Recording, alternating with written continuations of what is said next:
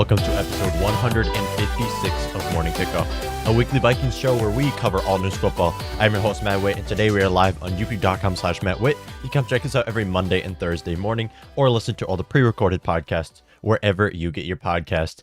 A lot to uncover here. There's been a lot that happened since the last edition of this show, since the last edition of this Minnesota Vikings podcast. Today is February 7th, a Monday, and we are here to discuss some important news. After this weekend, we saw the Pro Bowl. I mean, who even watched that? I mean, I think the AFC won. I don't really know. I don't really care. I was too busy watching Karl Anthony Towns own the Detroit Pistons. I didn't even care what was happening in the Pro Bowl. But what we did learn was something very important. We finally got to see what the players' reactions were to the Minnesota Vikings announcing Kevin O'Connell as their next head coach. We finally got to hear what Justin Jefferson thought about it, and good news, Vikings fans. This is great news, Vikings fans, because he is all happy. He is just as happy for this hire that I am for this hire. And then on top of that, we have some people that departed from this team, as well as a couple other signings around the NFL that will affect the Minnesota Vikings. And we'll talk about all this on today's episode of Morning Kickoff. I hope you all enjoy. Do you enjoy listening to this podcast? If you don't, that's totally fine. But if you do and would like to help out, there will be a link in the description that will bring you to my merch store. At this store, we sell t-shirts, sweatshirts, and mugs, and all of the profit earned will go towards the production of this podcast. Thank you all, and enjoy the show. Great news, Minnesota Vikings fans. We finally got to hear what our players' reactions were to the Kevin O'Connell hire. Up until this moment, we didn't even know what the players thought about this hire, because if you've been tuning into this show, you know I love the Kevin O'Connell hire. You know I was very pleased to see that he's going to be our next head coach, and that we're taking a different approach to the coaching hiring than we have in the past, where we had Mike Zimmer, where we had Leslie Frazier, where we had Brad Childress. We're taking a different approach where we're taking young offensive minds. And I'm excited about that. I'm very excited for this new era of Vikings football. I am so pumped, and I'm very intrigued to see what he's going to bring to the table, how this Vikings team is going to run in the 2022 season and beyond. Because in all honesty, we have no clue. We don't know how our Vikings team is going to look next year, because we don't know who half of our coaching staff is going to be yet. We don't know who defensive, special teams, and offensive coordinators are all going to be. But what we do know is Justin Jefferson is just as happy as his hire as I am. Justin Jefferson said during a press conference this last weekend, the Pro Bowl weekend, that this is what he answered to the question. I've been watching the Rams offense for a minute now. They got their playmakers the ball. Important. You can notice there right there. They have some tremendous plays. Cooper Kupp is wide open all the time. I'm excited. And this is the first head coach that's going to be an offensive side instead of the defensive side. So I'm happy. And I quote, Justin Jefferson is very excited for the next head coach for the Minnesota Vikings, and that will be Kevin O'Connell, offensive coordinator for the Rams after the Super Bowl, will be named the Minnesota Vikings head coach, and Justin Jefferson is excited. Why is he excited? Because Cooper Kupp was targeted 191 times last year. 191, and took the triple crown: most receiving yards, most receptions, and most receiving touchdowns in the 2021 season. You know what else do they have in common? They're in the Super Bowl right now. So what makes them look good? Passing the dang ball. When do the Vikings look the best? When they pass the ball. I feel like at this point, there's no question about that. The Vikings look the best when they make Justin Jefferson the focal point of their offense. That is when the Vikings win game. That is when the Vikings look the best. And Cooper Kupp had 191 targets last year. That's 22 targets. 22 more than Devontae Adams, who was in second place, more than any other receiver. And they're in the Super Bowl because they made their pass game the focal point of their offense. They made that the core part of their team, passing the ball, taking shots down the field, past the sticks. Really just the opposite of what we saw the Vikings do last year, in all honesty, the complete opposite. Not only that, but I was surprised that he didn't mention the fact that Odell is on their team, as Justin Jefferson, from what we've seen, is a huge Odell fan, and they rightfully so. They both went to LSU, and he's going to always cheer for other LSU receivers like Odell, like Jarvis Landry, and the list goes on. But he's going to cheer for these past LSU boys. Not only is Odell in the Super Bowl, LSU wide receiver right there, we got Jamar Chase in there, and hopefully next year we'll have Justin Jefferson there. Probably not going to happen, but at the end of the day, we have to look at this and say, is this even Kevin O'Connell? Because you look at the Rams offense. There's no question the Rams have a tremendous offense. Their offensive line is phenomenal. I mean, well, it's up there. It's top 10. Matthew Stafford is looking better than he's looked almost his entire career since he's had Kelvin Johnson on his team. He's looking the best. Not only that, but you look at the receiving core as a whole. I mean, Cooper Kupp and Robert Woods were already a top 3 receiver, no, top 5, somewhere around the receiver duo in the league. They bring in Odell Beckham Jr., save him from the Cleveland Browns, and completely revamp their offense. On top of that, their run game is not terrible, despite the fact that Darrell Henderson was starting a majority of the games and Sony Michel. I mean, these guys are not excellent, yet they continue to look good.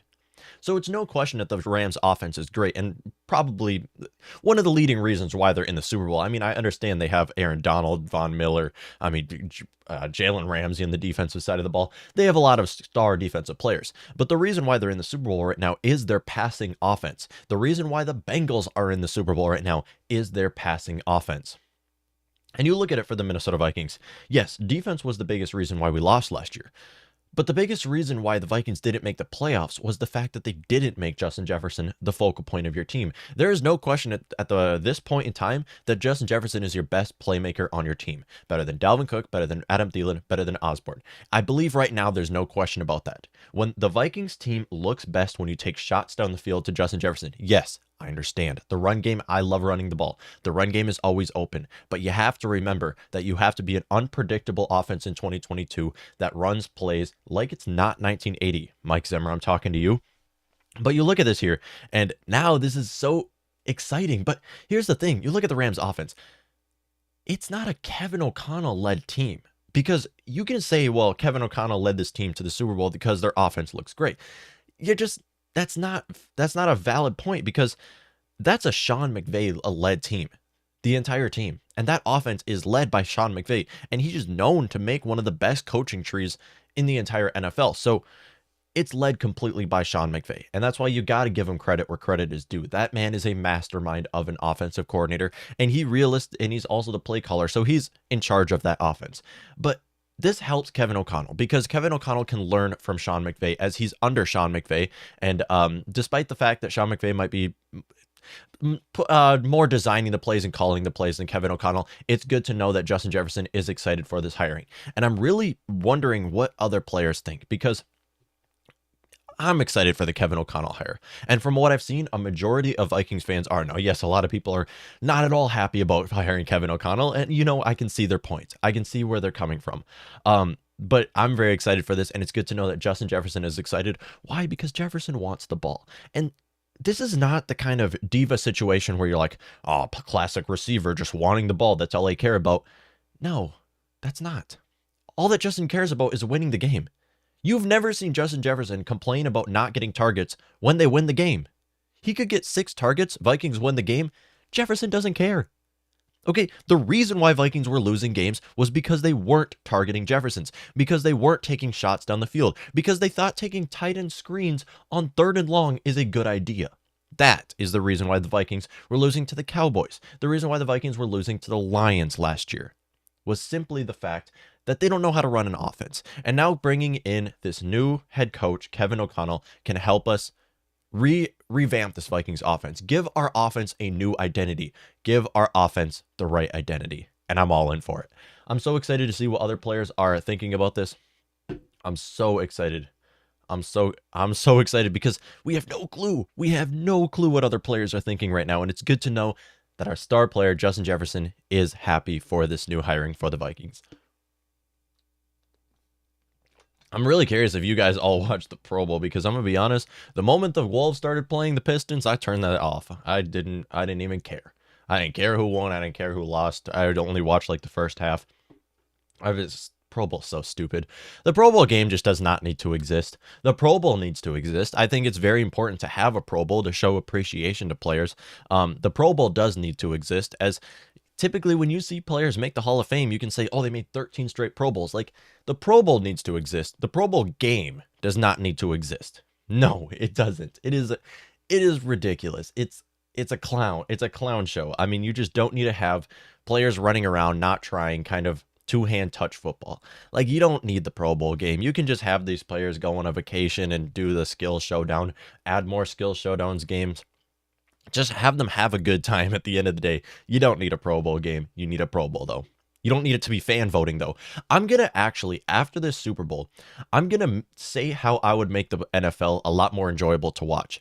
Because I believe at this point, there should not be as many flaws with the NFL as there is. And one of the biggest things is in the coaching or in the referees, because you don't need just a few referees calling a game in 2022 when you have people, you have Elon Musk able to go to the moon, able to go to Mars pretty soon, and you can't figure out a way to just put a chip in the football so you can know where the exact first down marker is or the exact plays that are called. You don't have electronics that can call games for you a lot better than these referees are doing. I mean, there's a lot of ways that the NFL can fix their game and need to fix their game to make it more enjoyable. And that's one of the ones. I just can't believe it's 2022 and we still are bringing out chains to see if we have a first down. We still have referees spotting the ball, and half of the times they're spotting it in the wrong spot because they're just human beings seeing it. You can have electronics doing a lot better of a job. Welcome in. Next up. Sorry, 3, 2, 1. The Minnesota Vikings lose special teams coordinator Ryan Fiken. Ryan Fiken has joined the Chargers to be their special teams coordinator. Sucks to see. You know, I was a big Fiken fan. I mean, I love the guy on our team. I loved him a lot. And then we also lost quarterback coach Andrew Janocko. Loved quarterback coach for our team. He went to be the quarterback coach for the Bears. So we're just losing our coaching staff. And in all honesty, I'm not surprised, because typically in situations like this, where you get a new GM, you get a new head coach, you see the GM and head coach bring in their guys. They kind of brought out and bring in whoever they have worked with in the past, and who they enjoyed working with. They know that it's going to work. So now seeing players or coaches like Ryan Fiken and Andrew Janocko go, it really sucks. It's a pain. It's a pain to see. Not only that, but we're likely going to see Andre Patterson leave as well. And I'm a big Andre Patterson guy, but I just don't think he's going. I don't believe at all that he will be the Vikings defensive coordinator next season. We saw Clint Kubiak go. Now that I'm excited about. That I'm all in for. But on top of this, you look at the defensive coordinator position as a whole. I mean, I might be a big Andre Patterson guy. I love Andre Patterson for what he's done for this organization. He has developed some of the league's best defensive pass rushers in the NFL. But there's a big difference between developing defensive linemen and running an offense or running a defense, because the Vikings in 2021, we might have had loaded defense when it comes to veteran talent. We had a lot of talent on our defense, but the Vikings finished the season as the 30th ranked defense. The 30th ranked defense. And that's a defense where we are loaded with talent. So you look at it as a whole, it can't just be the fact that the Vikings defensive players aren't great. You have to look to the coaching staff here, because I might be an Andre Patterson guy, but it's time to move on from Andre Patterson. And we couldn't get Patrick Graham. Now, I mentioned previously on the podcast, I said the Vikings didn't bring in Giants defensive coordinator Patrick Graham to actually be a head coaching candidate for the Vikings. They might have interviewed him to be our head coach. That was not the intention at all for the Will family and Kwesi. It wasn't the intention, because he's not fit for the position at all. Since when have the Giants had a good defense? What they were doing here was actually interviewing him to be our defensive coordinator. Well, now that's not going to happen, as Patrick Graham has signed with the Raiders. He's the Raiders defensive coordinator, and I don't blame him at all. I would much rather be the Raiders defensive coordinator than the coordinator for the Giants or Vikings, because that's a Raiders defense that has Max Crosby, Yannick Ngakoue, that has Denzel Perryman. I mean, the list goes on of great players on that Raiders defense. I don't blame him at all for going there instead of the Vikings. But something here, you look at it, who are the Vikings going to bring in for the defensive coordinator? Because now we don't have Mike Zimmer on our team, and yeah, great. We don't have Adam Zimmer. I mean, Adam Zimmer's on our team right now. He's not going to stay here. And then you look at Andre Patterson, and you can't say to yourself that Andre Patterson is going to call a great defense, because I might be an Andre Patterson guy. But you look at the 2 years that he's been on this Vikings defense as running this defense, the last 2 seasons for the Minnesota Vikings defense has been 2 of the worst seasons for Vikings defense that I've seen in my entire lifetime. It has been terrible. The Vikings finished 30th ranked defense last year. Can't remember what it was the year before, but it wasn't much better at all. So Andre Patterson in charge of our defense hasn't worked out. It hasn't worked out. So this is where you have to typically look to going with people who've been in the league for a long time. And there's one name to mention here. That is Vic Fangio. Now, I'm sure you all know who Vic Fangio is. He's been coaching around the league for some time now. Vic Fangio is 63 years old and has been coaching since 1986. That is 35 years of coaching. So yes, he knows how to run a defense. On top of that, I'm not a big Fangio guy, and if you've been tuning into the show, I really don't like the guy. But at the end of the day, it's time for this organization to go with a coach that can develop these players, because you look at our defense right now, and the Vikings are paying $45 million to Kirk Cousins, and this is why our defense is likely going to be mostly young guys in 2022. We have Anthony Barr leaving the defense. We have Nick Vigil leaving the defense, likely leaving the defense. We have what are some other names? Xavier Woods will likely be gone. Patrick Peterson will likely be gone. Mackenzie Alexander is likely going to be gone. And all of those names, I'm fine with them leaving our defense. And then you look at our defense right now. That's not the only names that we should get rid of, as this Vikings defense should go all young talent, because at the end of the day, the Vikings might be able to win their division in 2022. We're not looking to just win our division in 2022. We're looking to compete for the next decade, because this is a new era for the Vikings team, and we have to plan for the future. And that's why when you look at our Vikings defense right now, I mean, can you say to yourself that paying Michael Pierce is worth the money? Michael Pierce has been injured every year.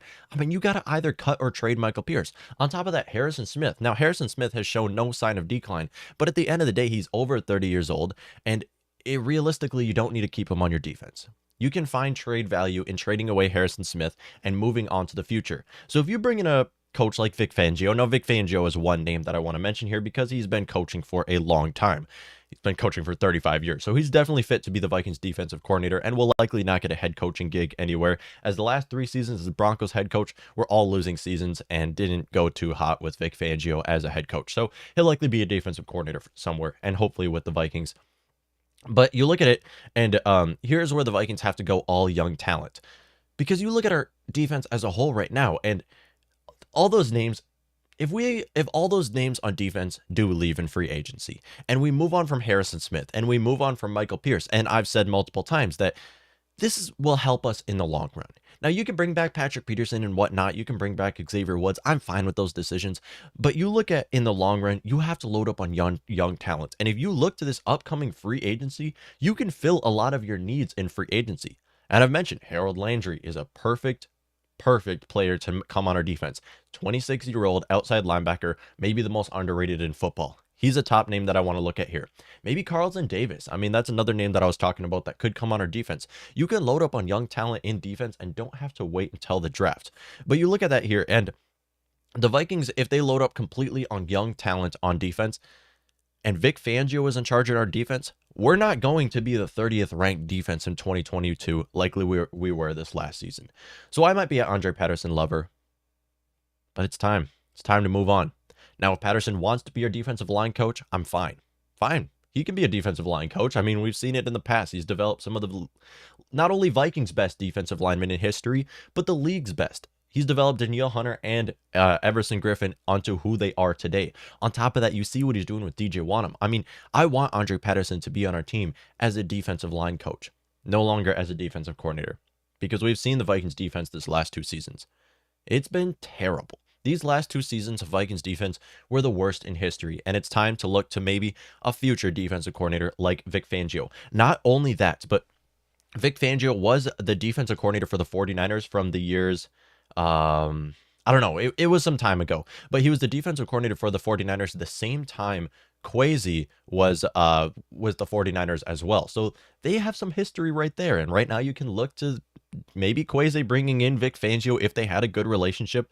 That's another option right there, is they already have a relationship kind of built. Not only that, but yeah, Kevin O'Connell has been with the 49ers organization at a different time. It was a different time, but Kevin O'Connell was also with the 49ers organization. So we kind of have this little relationship going with the Niners right now, where we got their GM who was previously with them. Kevin O'Connell was with them, and possibly Vic Fangio, who was 4 years as the defensive coordinator for the 49ers as well. In those 4 years, all seasons were 500 or above. So definitely a good signing for the Vikings if they do decide to bring in Vic Fangio as a defensive coordinator. So you look at that here, Vikings. I am all in on this Vikings next few months for the Vikings to go all young players, because at the end of the day, the Vikings have to look to the future for this team. This is a new era of Vikings football. This is the dawn of a new era. This is a new dynasty we're trying to build here. And you have to look to the future of this team and say, you can't just continue to pay these old guys. You can't. I mean, Harrison Smith might have shown no sign of decline, like I've said, but at the end of the day, you can find more value in trading him away. You can find more value in cutting Michael Pierce and having a player like Armon Watts step up into the starting role. I'm checking here if we got any. No, I was checking if there was any breaking news. There are players out there who you can load up on young talent in free agency and in the draft. I would really like the Vikings to go with their 12th overall pick and focus on corner, focus on outside linebacker, or really just take best player available at the end of the day. I don't care what position it is, as long as it's the best player on the board. We might be able to find that safety on the board still at 12 as well, because safeties typically do slide in the draft, and we could fall to us at 12. So that really is, I hope it can be Vic Fangio.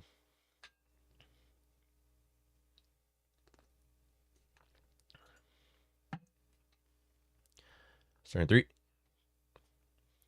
That's going to wrap up episode 156 of Morning Kickoff. I hope you all did enjoy tuning into this episode. Shorter episode here, but I hope you all did enjoy tuning into this episode. For more, and tune in, subscribe, and rate the podcast. For more Minnesota Vikings football related content. Thank you all for tuning into this show of Morning Kickoff. Have a great day.